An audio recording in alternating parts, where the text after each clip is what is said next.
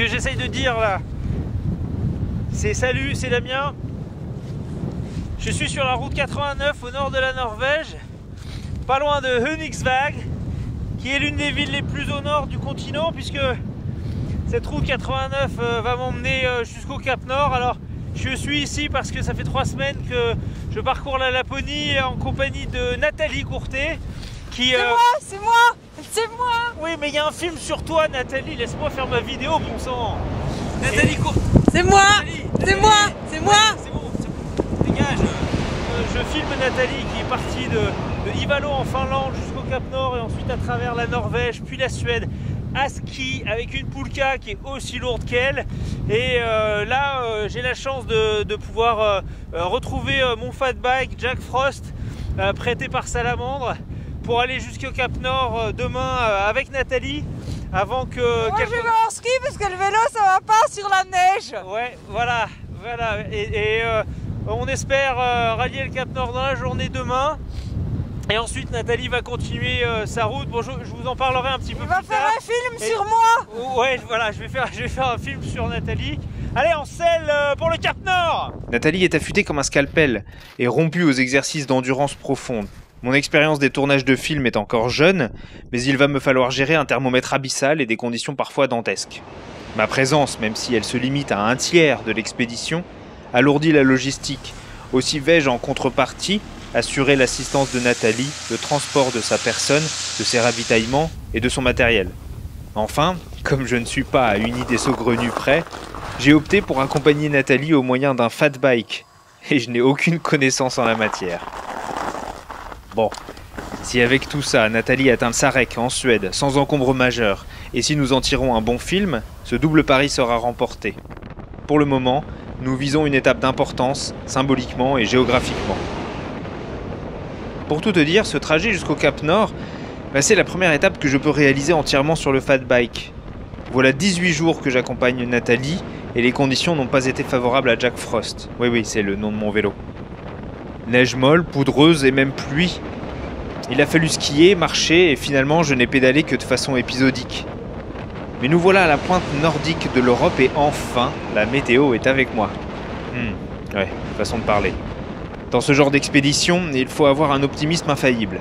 Déjà que les autorités norvégiennes nous ont interdit de prendre la route, il a fallu les amadouer et négocier, alors c'est pas un peu de vent qui va nous faire flancher. J'ai promis à Jack Frost que nous irions ensemble à la forteresse du Cap. Et je suis têtu. Mais pourquoi, vas-tu me dire, choisir pareille monture? Pour le plaisir. Si. Pour la découverte, les sensations et le plaisir. J'ai passé une bonne partie de ma jolie petite vie sur des vélos, et je m'y sens bien. Libre, épanoui. L'idée de pédaler dans le grand froid m'animait sans doute plus que celle d'y skier ou d'y marcher. Mais je n'ai pas choisi ma monture au hasard. Jack est un fat bike, un VTT doté de roues géantes et sous-gonflées, qui permet de se déplacer sur le sable, la boue et surtout la neige dure et la glace. Jack m'a été fourni par Salamandre Cycle, un artisan ardéchois qui dessine et fabrique des cadres comme personne. Son vélo est taillé pour l'aventure. Porte-bagages et sacoches profilées, base arrière rallongée pour une portance mieux répartie. Une lampe reliée à la dynamo du moyeu avant éclaire ma route dans l'interminable nuit nordique et mon sponsor cyclable m'a fourni le régulateur nécessaire pour recharger mes appareils tout en roulant.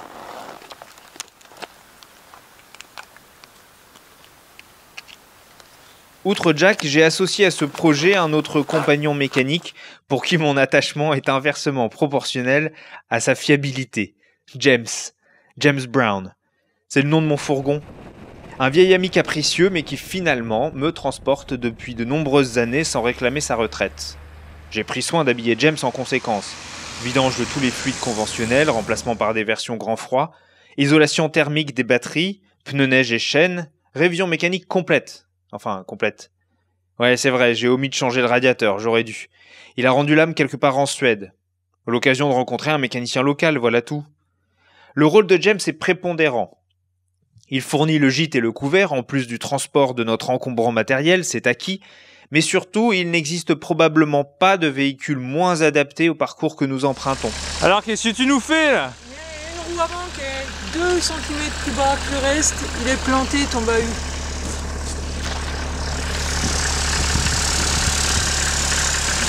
Sur les routes laponnes, sinueuse et étroite que le gel boursoufle et la neige pétrifient, dans l'obscurité de la nuit nordique, il aurait fallu une automobile maniable, légère, capable, avec de puissants phares.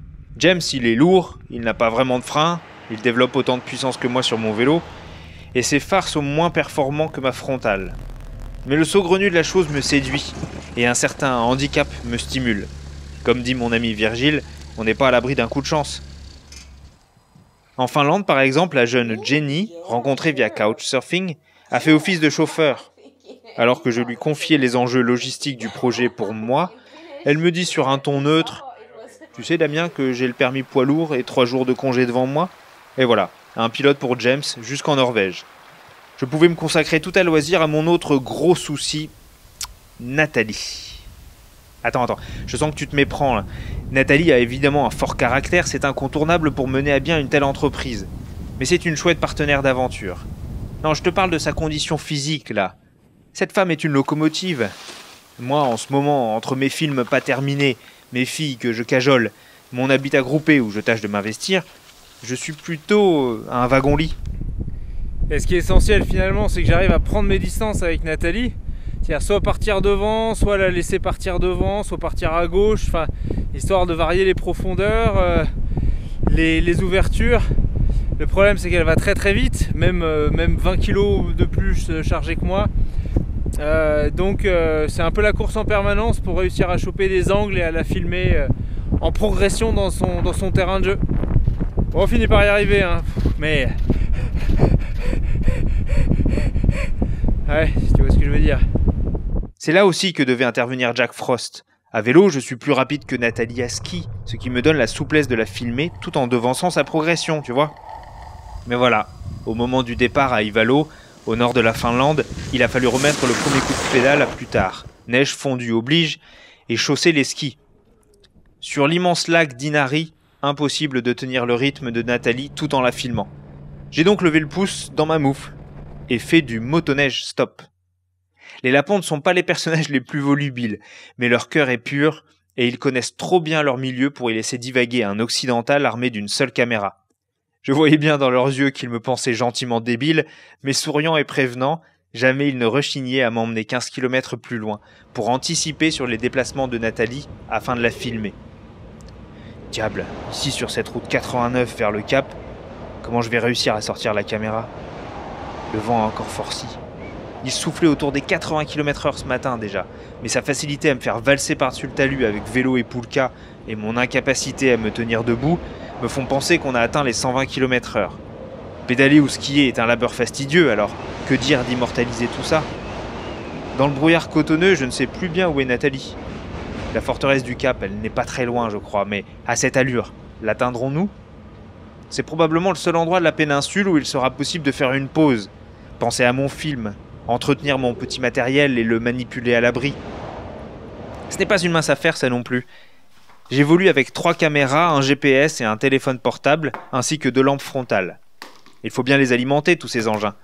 Quand on sait que mes batteries les plus grosses se vident dans la demi-heure si je les laisse dehors dans le vent, on comprend toute la gymnastique que j'ai dû mettre en place. Les températures oscillent autour des moins 15 degrés établis.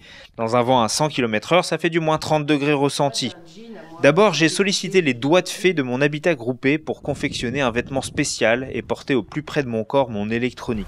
Ça va Gilles pour pouvoir mettre toutes les batteries, les caméras, le GPS, téléphone, tout ça au chaud à l'intérieur. Je ne le quitte pas même la nuit. Et quand je tourne, je prépare mes plans soigneusement avant d'installer la batterie, de filmer rapidement et de la ranger au chaud tout aussi vite. Je parviendrai ainsi à faire tenir cette batterie pendant 10 jours d'itinérance auprès de Nathalie, depuis Ivalo jusqu'à la frontière norvégienne. Merci Francine et Marie-France.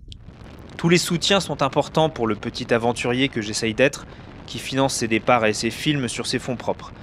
Ainsi dois-je par exemple à Matériel Aventure et Passe-Montagne d'être équipé comme pour aller traverser le Spitzberg. Du couteau de survie qui fait des étincelles aux pantalons grand froid, en passant par les chaufferettes, les allumettes étanches, les bonnets, les doudounes. Sans eux, je serais tout nu et les mains vides. Et puis il y a Crapahut. Eux, c'est sur mon sommeil qu'ils veillent, mais pas seulement. Et oui, parce que filmer une aurore boréale, ça demande de la réactivité et de la patience. De la réactivité parce qu'il faut sortir de son cocon bien chaud, avec toutes les contorsions que cela implique, en sachant qu'une aurore boréale peut très bien disparaître en quelques minutes.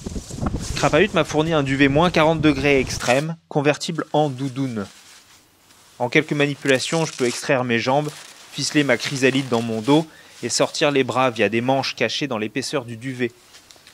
Puis je vais me poster dans la neige et prépare la caméra. C'est là que la patience intervient. Si je suis chanceux, le phénomène va perdurer des heures et la caméra va le photographier à intervalles réguliers. La technique du time-lapse, tu vois. Mais moi, pendant ce temps-là, eh bien, je fais le pied de grue. Par moins 20 degrés, ce n'est pas commode. Surtout que j'ai décidé d'être sur l'image pour frimer un peu avec mon duvet convertible et je dois rester immobile. C'est la dégradation dans l'atmosphère de protons et électrons soufflés par le vent solaire sur notre planète qui provoque les aurores boréales, mais uniquement vers les pôles, car leur magnétisme attire ces particules. Ici, près du Cap Nord, côté particules, on est servi. De bonnes grosses particules de neige dont le vent nous barbouille le visage et drape la route.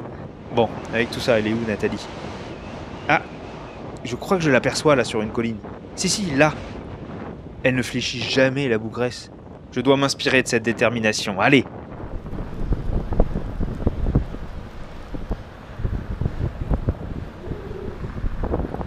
Je suis engoncé dans mes vêtements polaires. Les rafales horizontales interdisent d'ouvrir les fermetures, sinon la neige s'engouffre immédiatement et me gèle.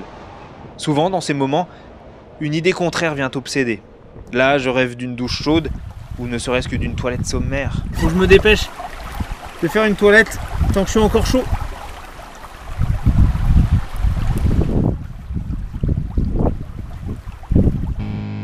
Oui, j'étais seul au moment de ce bivouac près de la rivière. J'aime bien être seul aussi. Et d'ailleurs, pendant que Nathalie traversait le nord de la Norvège et la péninsule du Nordkinn, j'ai pu profiter de la motricité de Jack Frost pour explorer un peu le littoral norvégien.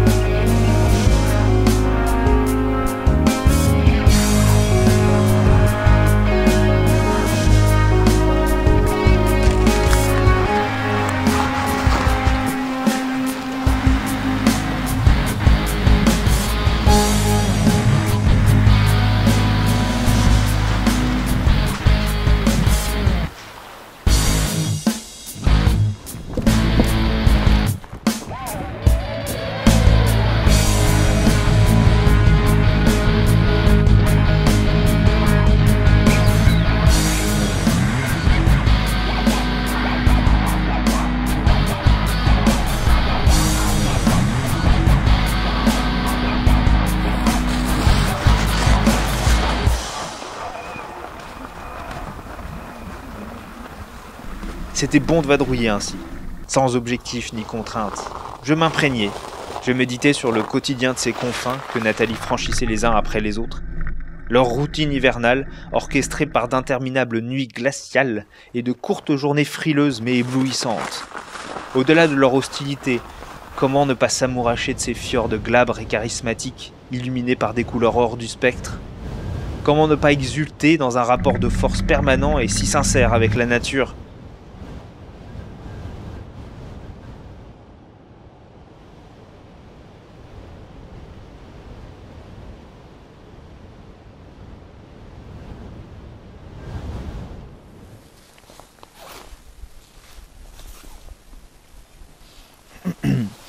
Et oui, un trépied, quand il n'y a pas de caméra dessus, ça peut faire une petite desserte assez commode pour le petit déjeuner.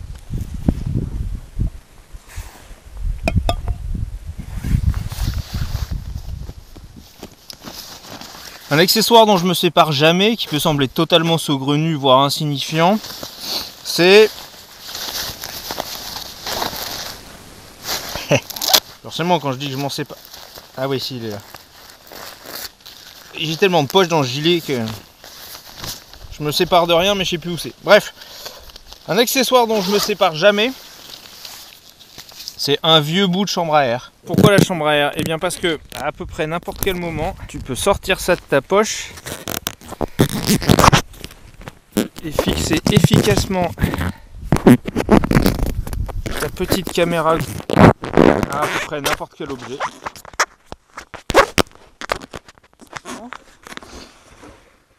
Et avec ça, ma foi, ne réussirait-on pas, l'assiette Damien, l'assiette, ne réussirait-on pas par hasard perche pour se filmer, même une petite vue aérienne, hop là,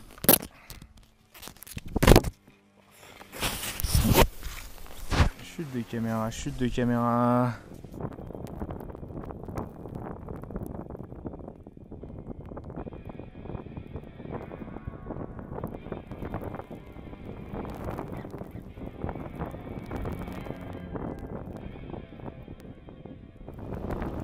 Nous y voilà donc, le septentrion de l'Europe politique quand même. Devant nous, des vagues la rage aux dents et frigorifiées jusqu'au point de non-retour, le pôle. Envoûté par les exhalations et les soupirs de la forteresse, qui craque et gémit comme un vaisseau dans la tempête, j'emploie une nuque grise à faire des images et réfléchir. À ma place dans ce projet, dans l'univers, à cette vie si courte et qu'on veut ardemment remplir.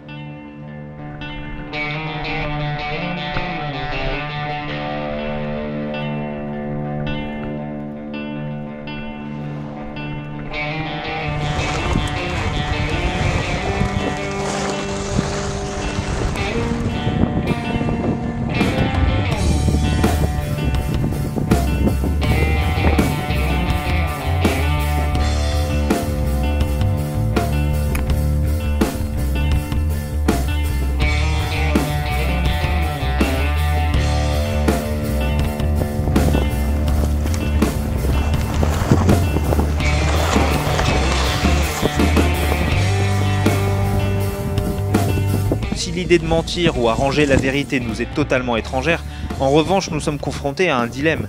Que faire des péripéties importantes vécues par Nathalie quand je n'étais pas là pour les filmer? Il y a les événements qu'on filme en direct, puis il y a les événements qu'on peut pas filmer en direct et il faut les reconstituer.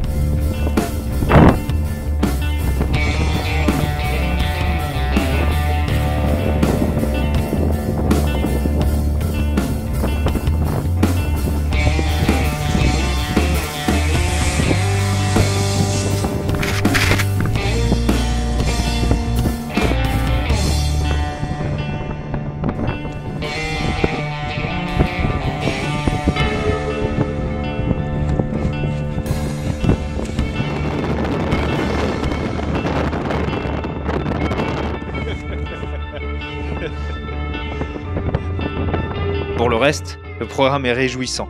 Filmer les montagnes que le printemps couvre d'un regard fiévreux, pendant que Nathalie, libérée de sa poulka, se régalera de sommets vierges, aller explorer les forêts. Elle se réveille doucement, s'ébroue dans leur calice de cristal. Les rivières chantonnent prudemment, comme une chorale en répétition, mais elles gronderont bientôt, et le soleil réinvestit le ciel en maître des lieux. Ému, j'accompagnerai la renaissance d'un univers.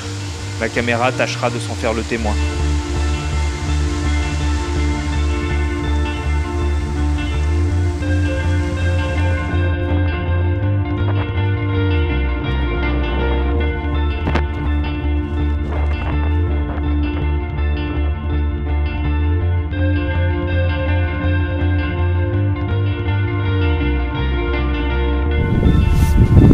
J'essaye de filmer la débâcle. C'est pas évident à mettre en scène. Puis accessoirement, c'est un peu jouer avec le feu. Enfin, jouer avec le feu, je veux dire, c'est marcher sur des œufs, enfin, de la glace. On m'a souvent posé la question. J'arrive à faire des travelling avec ce petit rail là. J'ai acheté ça à un industriel dont le nom ressemble un peu à l'endroit où il y a eu les Jeux Olympiques, là, Vilnius, Viltus, j'ai oublié là tout de suite. Donc c'est un petit rail avec un petit chariot, j'ai adapté ma rotule dessus. Ça permet de faire des mouvements de travelling. Puis je me suis fait souder un tube dessus pour qu'il puisse aller dans mon trépied. Il y a deux éléments qui sont bien marquants quand même ici en Laponie. Il y a d'abord le vent qui souffle quand même 90% du temps. Et puis il y a, quand justement le vent s'arrête, Le silence. Et s'achèvera ma petite expérience nordique. Beaucoup moins engagée et bien plus courte que celle de Nathalie. Elle m'aura néanmoins fait progresser dans ma connaissance de moi-même et de mon matériel. J'ai voulu partager tout ça avec toi, te rendre complice un peu de cette expérience de vidéaste. Merci à Nathalie de m'avoir permis de vivre tout ça, et merci à toi de m'avoir écouté.